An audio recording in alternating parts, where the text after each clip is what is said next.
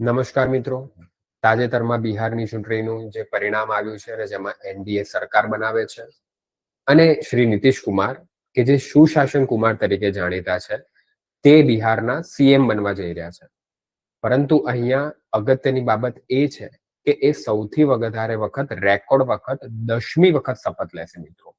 જો આ ફેક્ટ તમને ધ્યાન રાખવાનો છે, આવનારી કોઈ પણ એક્ઝામમાં પૂછાય કે કયા સીએમએ સૌથી વધુ વખત શપથ લીધા છે તો એનો જવાબ આવશે નીતિશ કુમાર.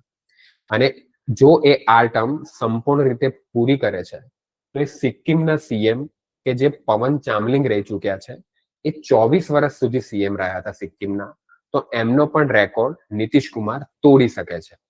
તો આ બે ફેક્ટ તમને ખાસ ધ્યાન રાખવાના છે કે સિક્કિમના સીએમ નો પણ જે રેકોર્ડ છે એ નીતિશ કુમાર તોડી શકે છે અને સૌથી વધુ વખત એટલે કે 10મી વખત એ શપથ લેશે અને બિહારના આગામી સીએમ તરીકે 5 વર્ષ માટે પોતાનો કાર્યભાર સંભાળશે મિત્રો.